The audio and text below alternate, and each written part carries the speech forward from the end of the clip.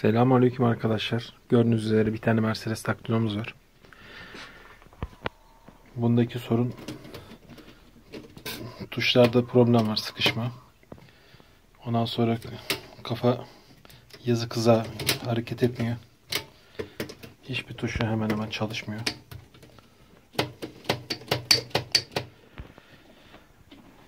Yazı yok. Yazma şeridi yok. Bir tane tuş eksik. Şurada gördüğünüz üzere. Hatta iki tuş eksik. Onları yapacağız. Şu anda çok pis bir durumda. Bunları hep nikelaj yapacağız. Paslarını temizleyeceğiz. Bakalım altına kalkabilecek miyiz bunu? Hayata döndürürsek bu güzeli iyi olacak. Çünkü bununla bayağı bir uğraşmışlar, kurcalamışlar. Güzel bir Mercedes Daktilo. İnşallah bunu kurtarırız. Şimdiden hayırlı seyirler. Like atmayı, abone olmayı unutmayın. Yorum yazarsanız memnun olurum. Yapmamı istediğiniz ya da yaptırmak istediğiniz daktilolar varsa cep telefonundan ulaşabilir, yorum yazabilir, mesaj yazabilir, mail atabilirsiniz. Şimdiden teşekkürler. İyi seyirler.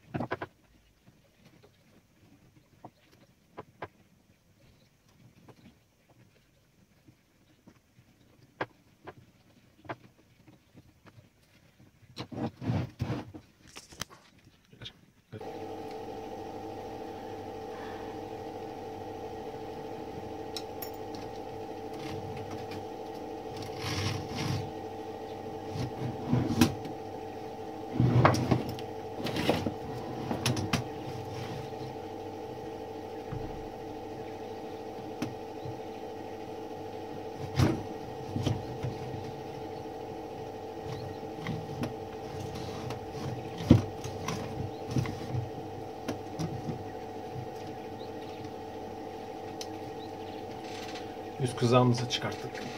Komple.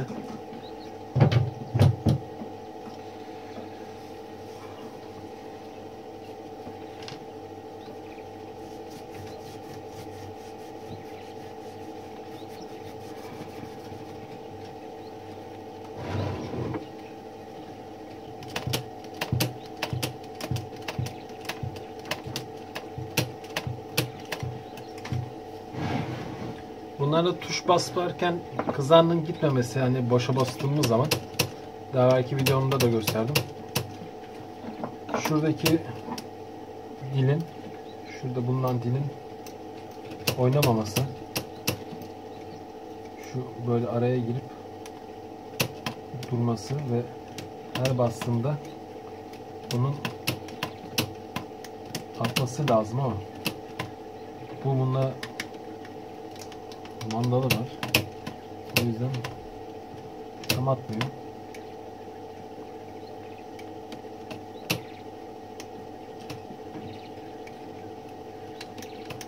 Bunun hep bakımını yapacağız.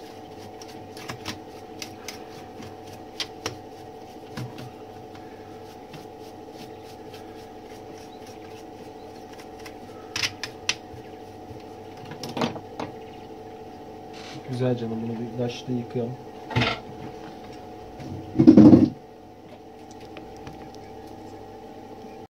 Evet arkadaşlar, yıkadık.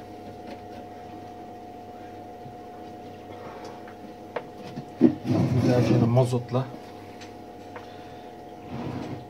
bayağı bir kir çıktı. Bayağı parça temizledik. Şimdi bunları sökeceğiz burada.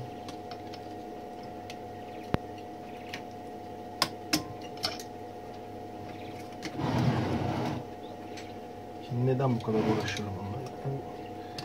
Parlatmak, kromlamak hayata döndürmek istiyorum. Normalde sadece tozunu alır, kirini alır, bir kenara çalıştırıp kenara koyardım ama ben bunu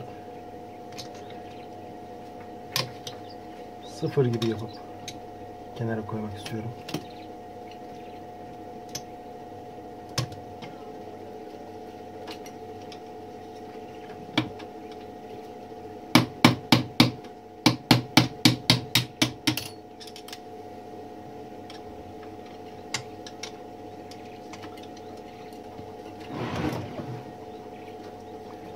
Çok inatçı ya.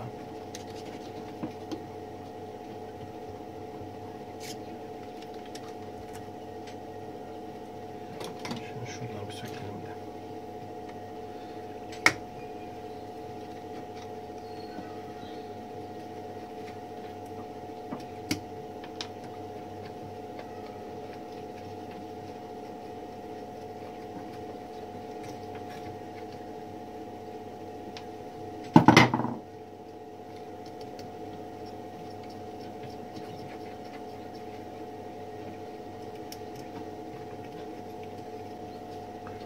Arkadaşlar tüm tuşları söküp parlatacağız.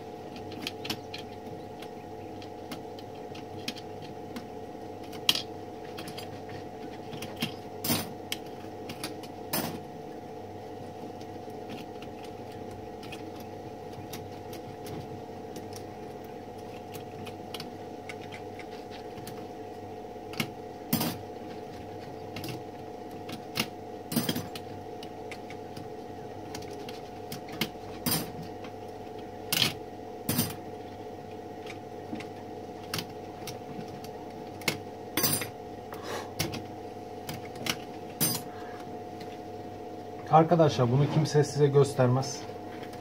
Öğretmez de. Çünkü bunu sökmek, takmak biraz tecrübe işi. Uğraşılmaz yani. Çok zaman harcanan, zaman gerektiren bir şey. Ben size hepsini gösteriyorum. Burada gerçekten para verip elde edemeyeceğiniz bilgiler var. Umarım beğenir ve like atarsınız. Bizden tek istediğim o. Umarım faydası olur.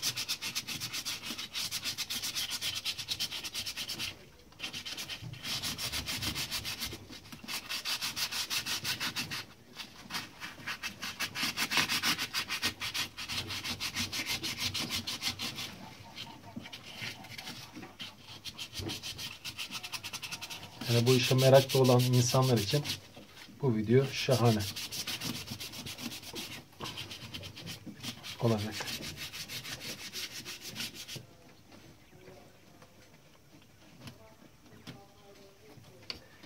Bazen diyorlar, böyle sohbet ediyoruz. Ya aldım işte 2 vida taktım, bitti.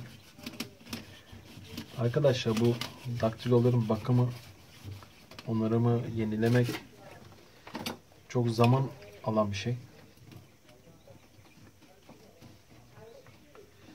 Saatlerinizi alıyor, günlerinizi alıyor.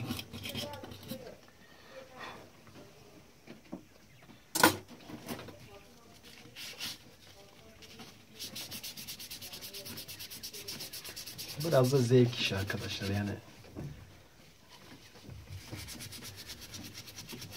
ben mutlu oluyorum, zevk alıyorum. O yüzden bu işi yapıyorum. Yani bu işi yaparak, şu işi yaparak çok büyük mevlalara yapılmıyor.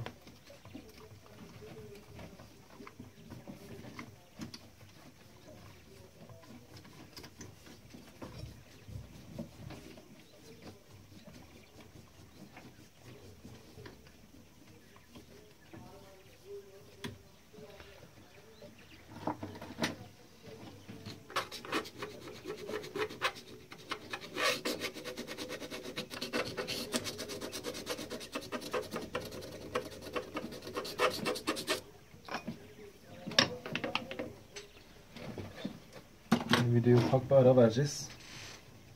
Çünkü video çok uzun oluyor.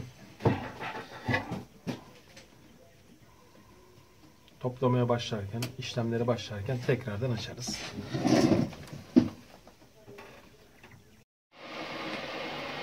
Evet arkadaşlar, Mercedes tatlımızı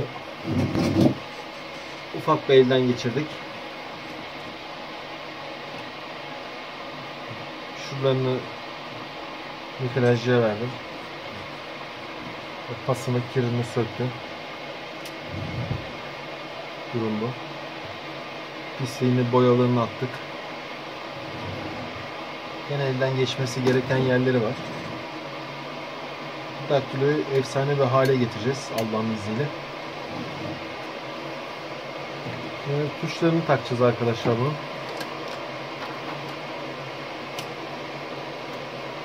Sırayla gideceğiz.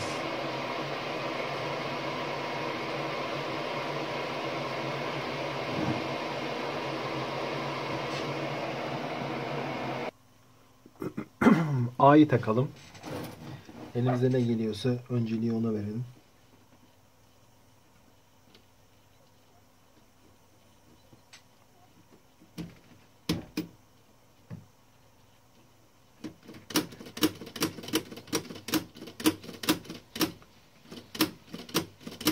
A'yı taktık. P geldi. P'yi takalım.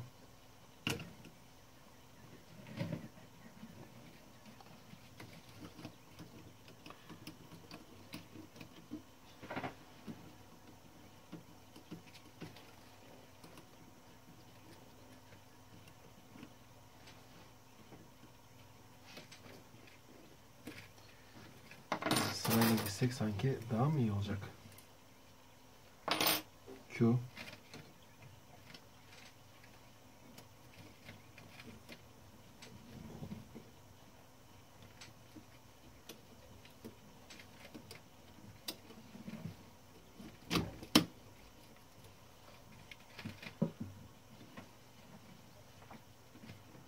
Sonraki çubuk 2.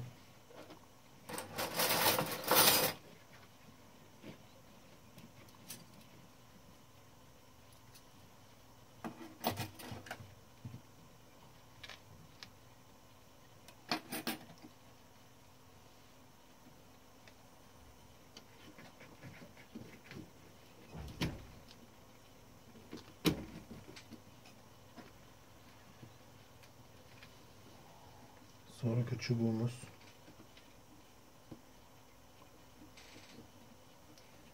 Y.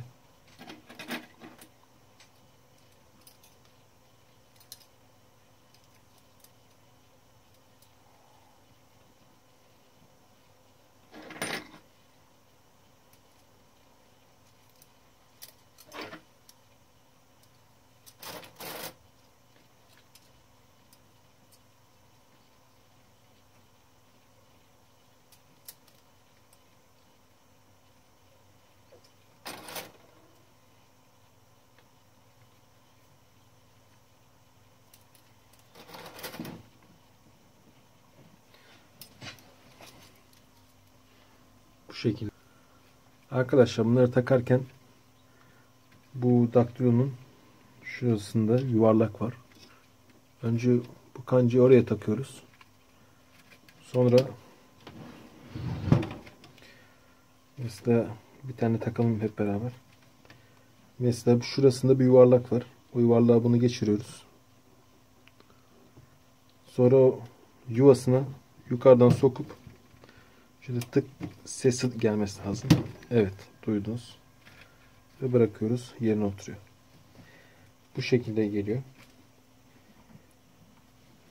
Diğer tuş aynı şekilde yapıyoruz.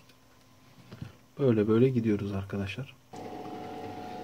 Evet arkadaşlar, son olarak da şu tuşumuzu takıyoruz.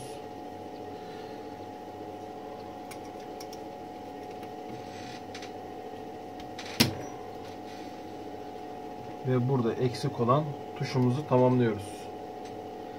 Burada biliyorsunuz bir tane tuşumuz eksikti.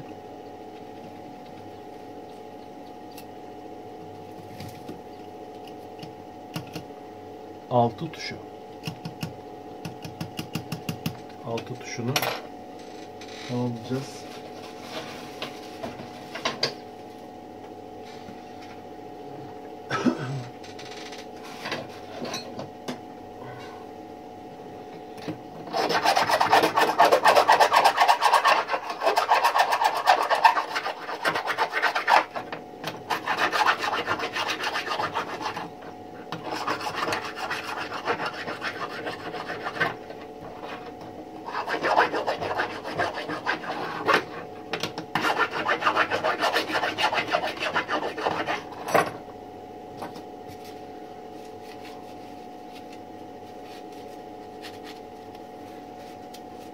Bakalım alt tuşu.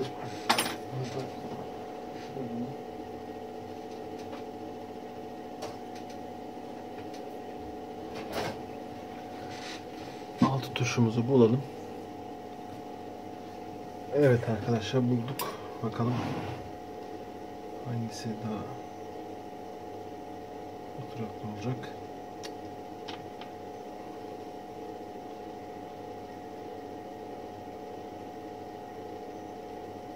Daha iyi galiba. Böyle koyarsak 9 basalım.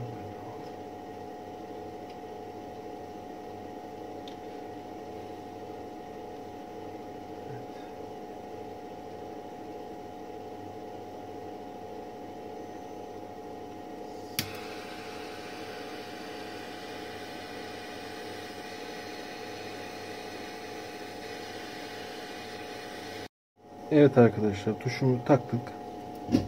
Baltayı. Şimdi bunu alıştıracağız bütün tuşlarımızı. Bu eski halinden eser yok şimdi. O paslı, kirli görüntüsünden şimdiki halinden geliyor. İnşallah daha da güzel olacak. Bütün pisliğini, kirini atacağız. Evet, çalışmaya devam arkadaşlar. Bu Mercedes'imizi toplayacağız. Ki A'dan Z'ye hemen hemen söktüm. Bu Mercedes'i. Çok zor yani. Bazen ben bile karıştırıyorum. O kadar tecrübeme rağmen. Ama söküp takıyoruz. Bunu toplayacağız arkadaşlar. Hadi başlayalım. Kromcuda hala şeyler var. Dikrajcıda, özür dilerim. Kromcuda demişim. O kenar parlatma yerleri. Onlar çıksın. Onları da alacağız. Bunların bütün kirini, pastı komple. Bütün pasını aldık. Eksik tuşumuz vardı. Onu tamamladık. 6 numara. Biliyorsunuz bu yazı kıza sağa sola gitmesine sebebiyet budur. Bu sıkışıyordu. Harf bastığımız zaman yazı kıza hareket etmiyorsa, daha belki videolarda da var.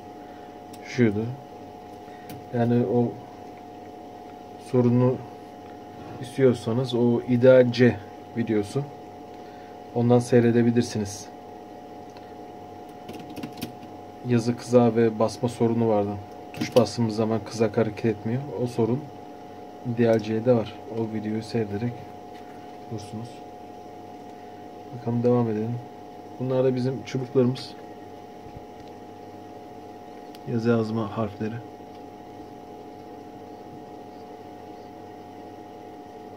Onları kullanıyorum eksiklerden. Devam ederiz videoya arkadaşlar. Evet arkadaşlar, 4. gün yaklaşık 20 kızam temizliyoruz. Gördüğünüz gibi. Şunları kaldı. Şu aslında baktık. Şimdi bu kağıt uzun süreceğiz. Şu asıl olaylarla bunu temizleyeceğiz. Kağıtla şurada şeyleri kaplıyor. Onları resme edeceğiz. Bunu devam edelim. Videoyu keselim. Dedim ki kesince aşağı dosu büyük oluyor. Büyük olduğu zaman da YouTube'da aksiyonu oluyor. Yani diğer karşı bir şekilde yükledim. Görüyorsunuz. Lisans yok. Siz de zaten yine de çarptığınız yere kadar çarpar şeyler koyun.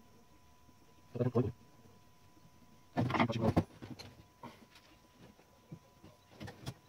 Şöyle yapalım.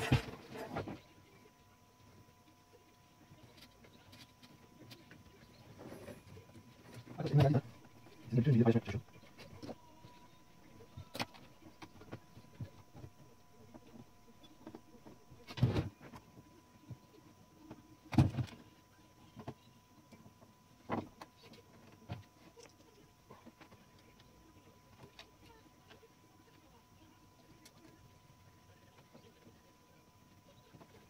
Burada bir sürü kızal diye nokta var. Birkaç yıl oldu. Güzel. Kızal numara sonu yaşamış arkadaşlar. Onu hissettim. Ondan sonra onu da araştırıyoruz. Kızal kral.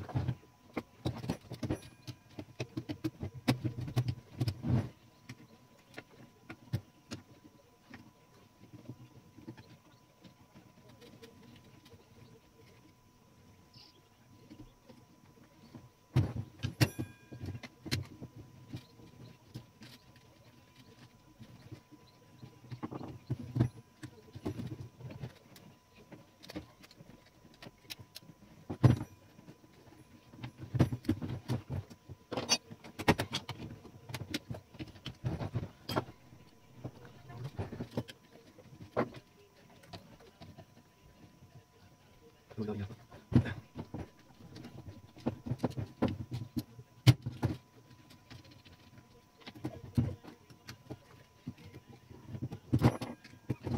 Böyle son bir kayıt var. Yani oradan çıkıyoruz. Evet, tamam. Şunu sökecektim. Bir kadar var.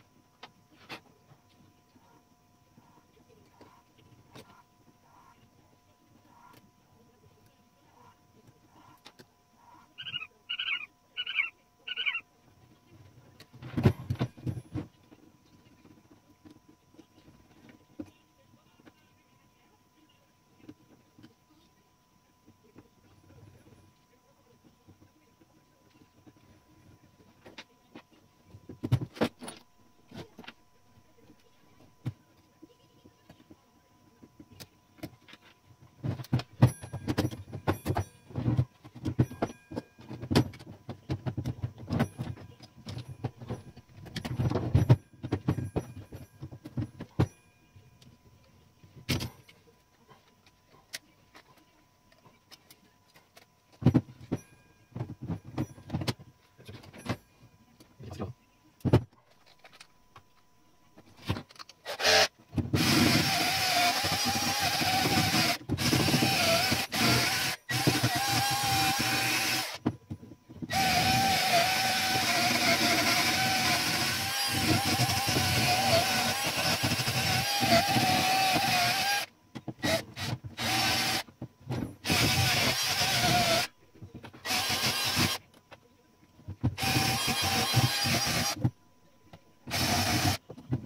Zaman. Şunu sökeceğim. Arkadaşlar boya yok. Yani çekse belki boyu zarar veriyor. Ben de çünkü burada boya olmadı.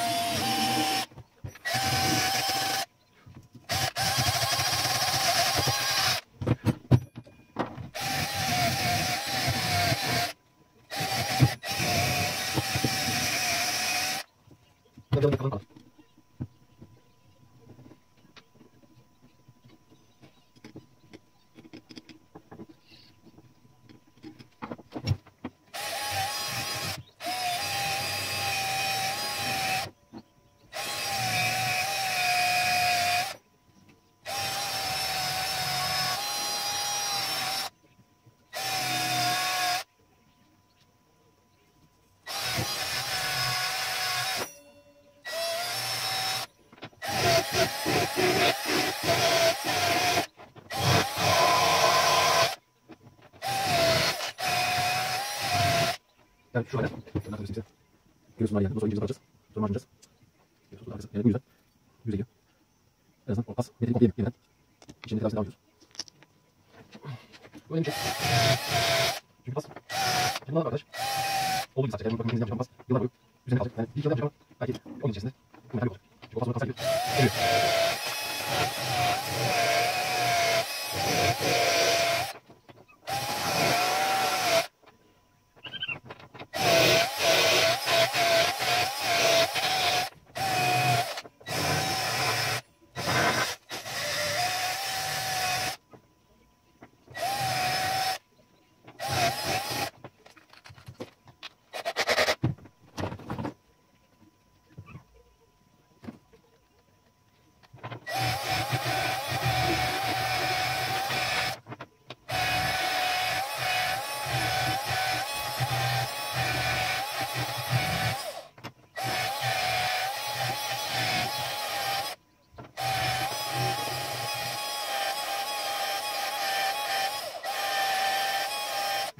Gördüğünüz üzere.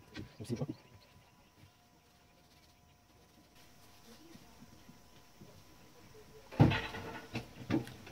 Buyurun arkadaşlar.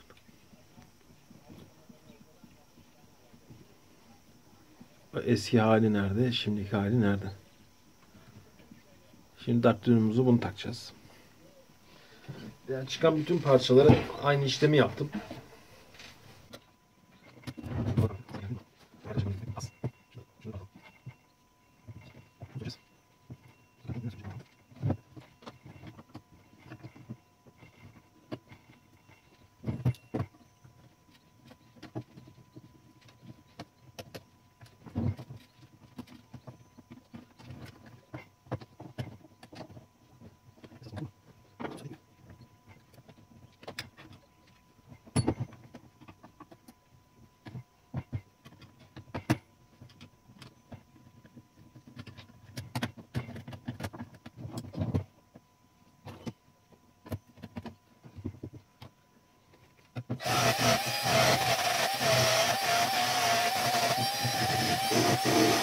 Arkadaşlar yani daktilo söyleyeceksiniz. Gözden çıkabileceğiniz daktilo değil. Yani ben çok çektim. Çok çabuk gösterdim. Böyle. Arkadaşlar daktilo buraya yanlış işlem yaptım. Hatalı oldu. Burada. Açacağım sizin.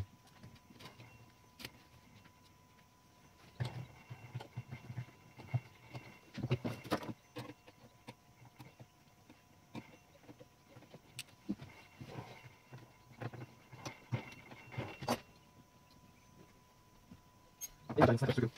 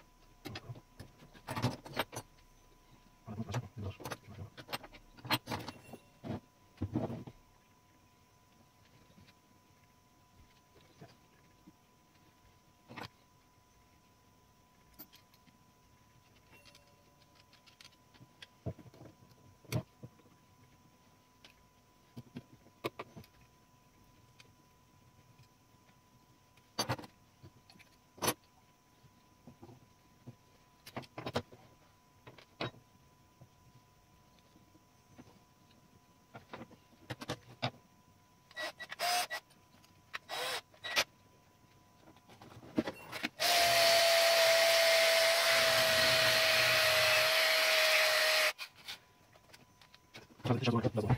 Devam edeceğiz. Arkadaşlar selamünaleyküm. Şimdi böyle uzattık. Konuşmamız güzel görünüyor.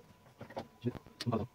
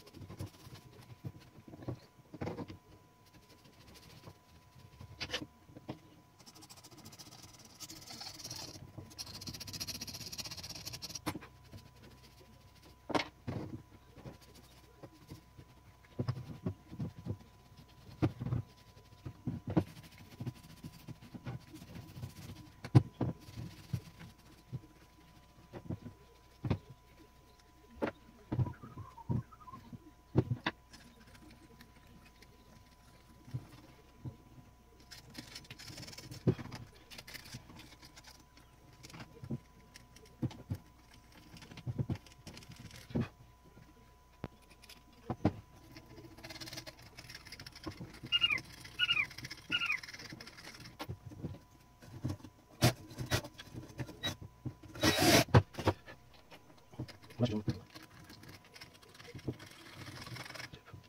Evet arkadaşlar gördüğünüz üzere. Yine parçalı arkadaşlar toplayacağız. Söyle ama seni alayım. Şimdi unuttum.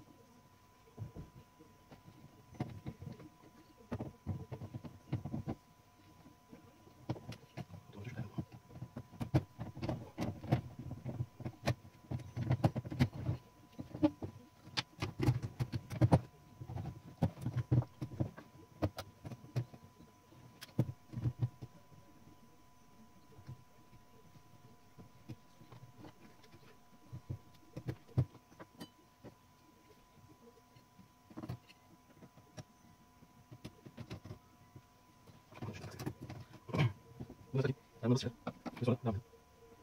Çünkü de çok kullanacak arkadaşlar. Evet arkadaşlar gördüğünüz gibi aldık. Gayet güzel oldu. Abi ben yaptım dedim. Bu çok güzel. Yeni canavar boyu. Gayet güzel. Güzel. Arkadaşlar her şeyi beraber yaptık. Komple sürdük. Güzel şey yıkadık. Kartları pislikleri temizledik. İnce kızlar yaptık. Sonra üzerine boya yaptık. Bu boya temizlik ve sentetik fazla değil. Su az boya. Şimdi içinde zararlı olmuyor. Çünkü bayağı biraz aşırı. Koruyucu kaplı oluşuyorsun. Orijinal boyasını aşağı koyduk. Bu sayede paslanmıyor. Biraz da yanlış bir şey. Böyle. Sonra üzerinden kapatıyor. Kapatacağız aslında. Kapatacağız suyunu salçayı. Ama ondan bir vakit kullanıyoruz. Ben madem aldım bunu. Bu sayede kalıcı bir ifade. Ve koyuyor. Çak. Bu sayede güzel şahane çıkıyor. Önünüze. Şimdi paslanı pislik yaptık. Güzel yapalım. Arkadaşlar senin altından alsanız. Yani sizin bırakacaksınız çok ince yapmanız lazım ki şahsı sadece parlasın. Derine daha ses çıkar. Uzarsın diyorsun. Çok olduğunu parladık. Vesile. Anne gramajı şimdi aynı. Şunu da bakıyorum. Şunu başlayalım. Gözünü yıkımda değiştirdim ama sonra vazgeçtim. Orijinal var. Belki enflasyon yönetimi var. Bu parçanın şeyden kapatıp konuyu. Bunu yapıyorum. Bunu boşa kalsın. Bunu kapatıp şimdi ona göre montaj yapacağız. Ona göre biraz işim var. Ona göre kapatıp bakalım oradan çıkacak. Sonra devam edeceğiz.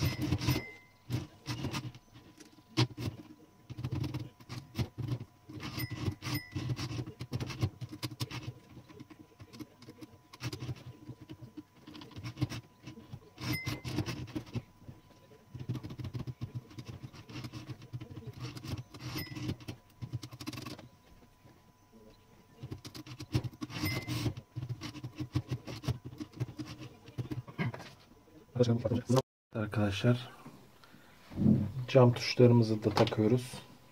2 tane eksiğimiz vardı. Bu camımız. Bu da halkamız. Bu düzelecek. Bu şekilde olacak. Şimdi bunları takalım.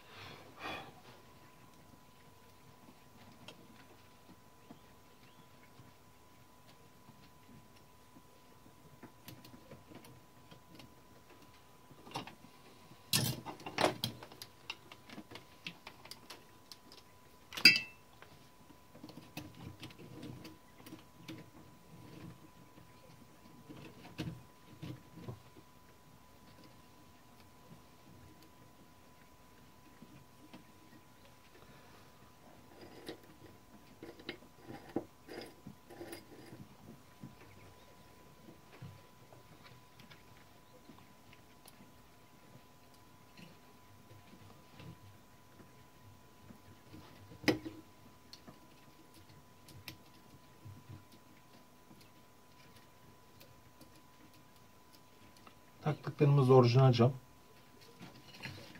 Halkaları da orijinal halkaları.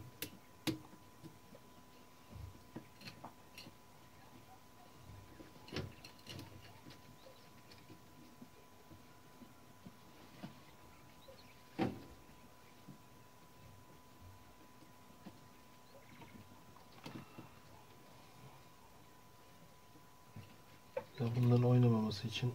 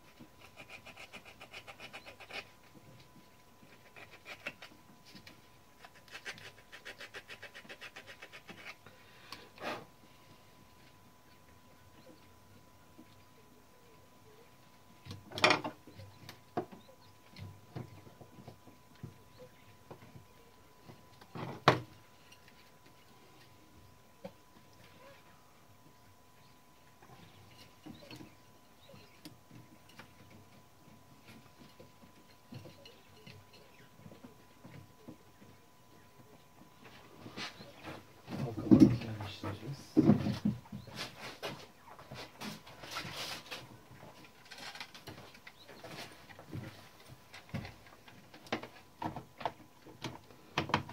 Sabit kalmaları için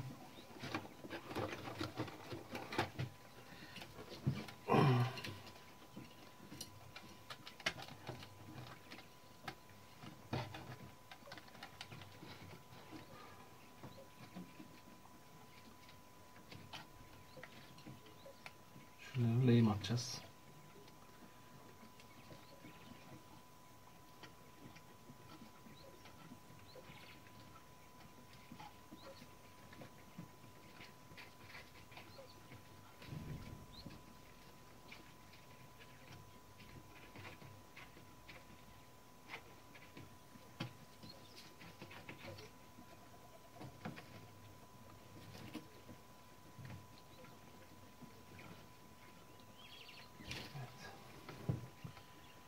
Aynı şekilde buna da.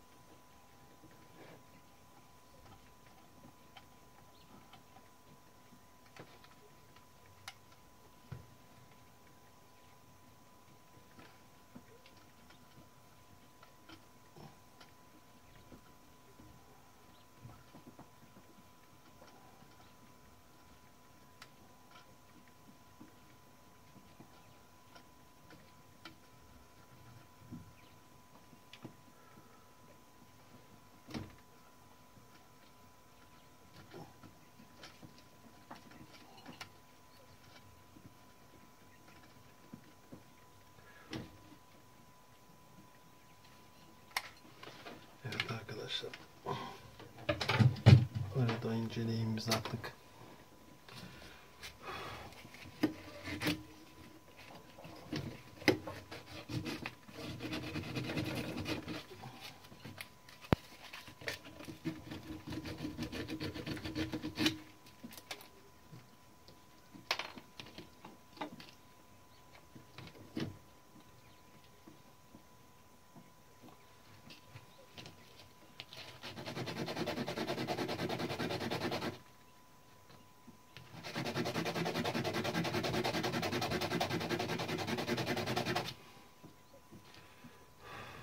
Lehimi orada düzeltiyoruz.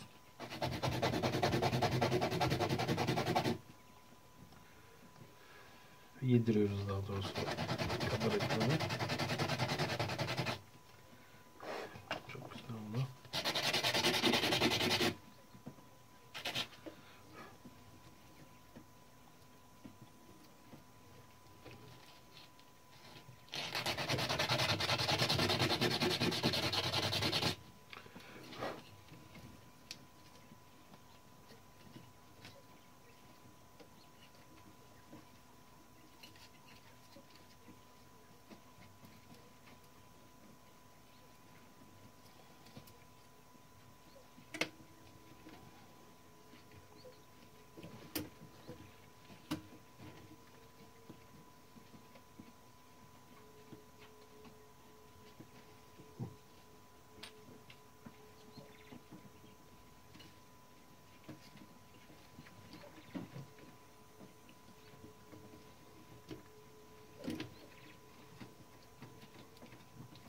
Bunu da böyle düzeltelim.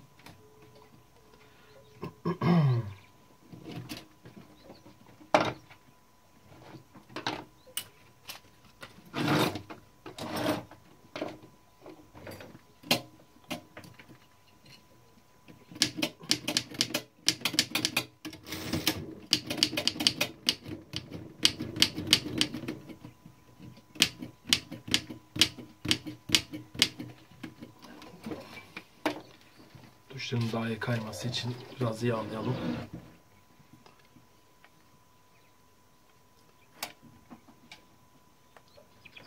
Buralarda gres yağı kullanmayın. Tavsiye etmiyorum. Sonra onu temizlemek için bayağı uğraşırsınız.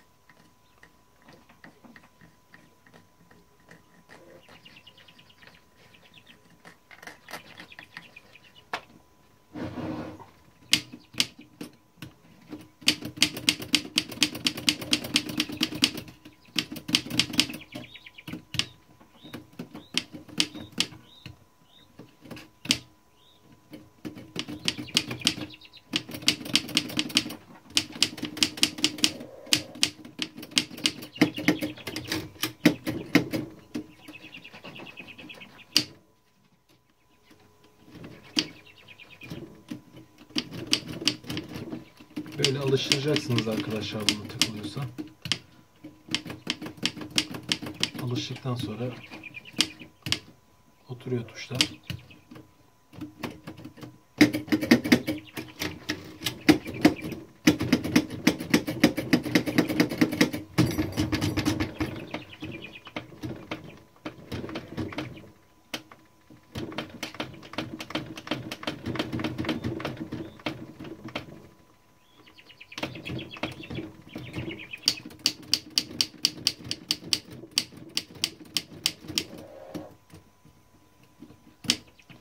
Burada hangi tuşumuzu değiştirmiştik?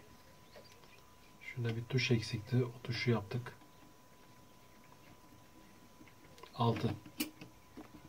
Evet, alt tuşumuzu bayağı bir yedireceğiz.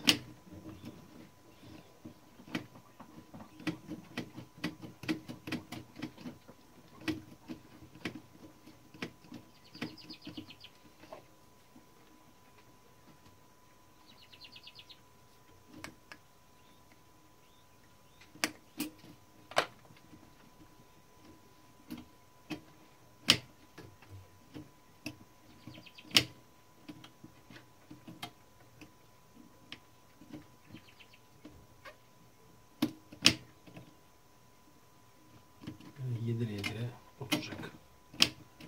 Orijinal tuşunu taktık. çubuğunu. Bu arada her türlü çubuk var arkadaşlar. Tüm daktilolarınızın çubuğu elimde mevcut. Bana sadece bir örnek yollamanız lazım.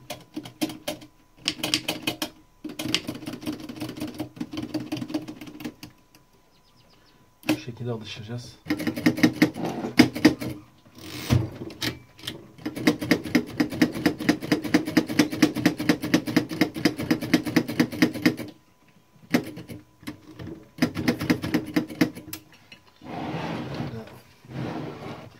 Bakalım neden? Evet. Çubuklar yerde kalmış. Çubuklarımızı yaptık arkadaşlar.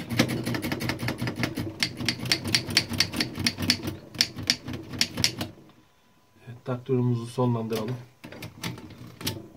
Hadi yakından görelim. Evet arkadaşlar, şu eksik iki tuşu yaptık. Şurada tuşlarımız vardı. Evet. Bir bu, bir bu. Tuş halkalarına orijinal camını taktık. 6 numarayı çubuğu yoktu. Orijinal çubuğunu taktık. Klişesini taktık. Yazma klişesini. Yazı kızağımız biliyorsunuz arızalıydı. Daha doğrusu daktilo hiç çalışmıyordu. Bunu pislik içindeydi. Komple yağladık, temizledik, paslarını attık. Eksik parçalarını tedarik ettik. Onları taktık. Pırıl pırıl bir daktilo yaptık. Bayağı bu uğraştırdı ama. O pası pisi çöpü gitti.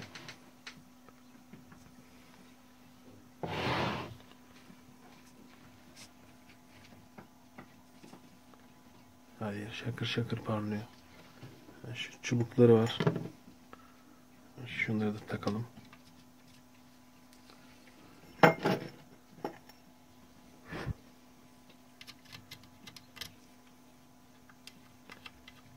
Bunu da taktık. Evet.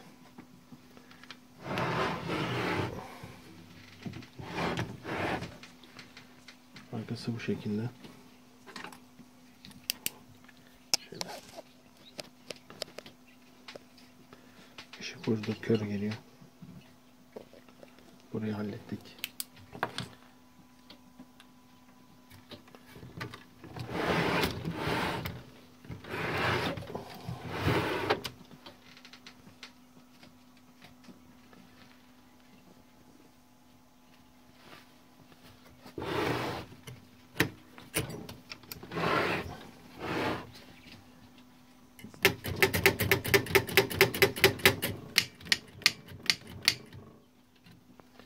Tuşlara alışacak. Ama genel anlamda oldu. Hallettik.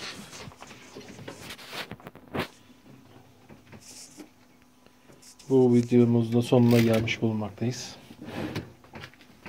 6 gün içinde bir daktilo topladık. Çünkü çok zor bir daktiloydu. Arkadaşlar beğendiyseniz abone olmayı, like atmayı unutmayın. Videoların devamı için desteklerinizi bekliyorum. Herkese hayırlı günler.